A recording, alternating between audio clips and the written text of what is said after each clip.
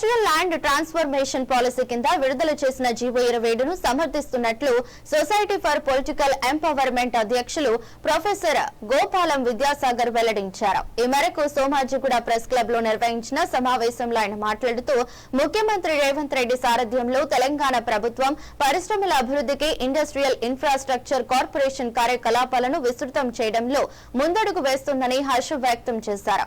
GO 27 అమలు ద్వారా ORR లోపల ఉన్న పరిశ్రమల ప్రాంతాలు నివాస వ్యాపార యోగ్య ప్రాంతాలుగా మారి పరిశ్రమల వల్ల కలిగే కాలుష్య తగ్గుతుందన్నారు.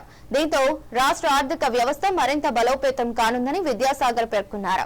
అనవసర రాద్ధాంతం సృష్టించే ప్రతిపక్షాలు ప్రజాహితాన్ని దృష్టిలో పెట్టుకుని ప్రభుత్వ అభివృద్ధి కార్యక్రమాలకు అండగా నిలవాలని సూచించారు.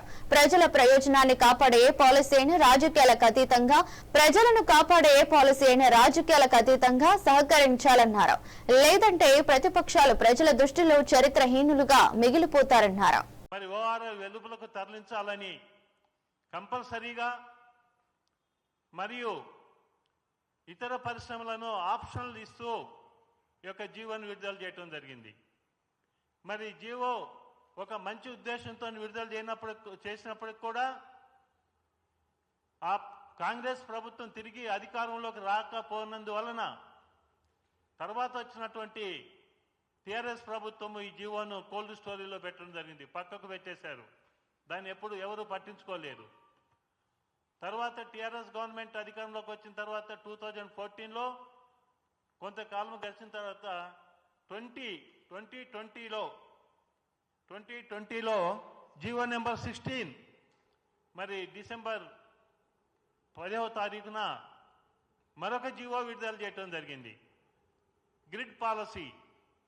దీని ప్రకారంగా మరి ఈ యొక్క పరిశ్రమలను ఔటర్ రింగ్ రోడ్ వెలుపలకు తరలించాలని చెప్పేసి ముఖ్యంగా 11 పరిశ్రమలను ఇండస్ట్రియల్ పార్కులను గుర్తించడం జరిగింది.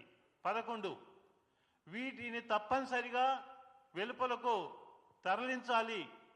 కాలుష్యం ఉన్న పరిశ్రమలైతే ఖచ్చితంగా తరలించాల్సినటువంటి పరిస్థితిని నొక్కి చెప్తూ తర్వాతి పరిశ్రమలను ఐచ్ఛికంగా ఆప్షనల్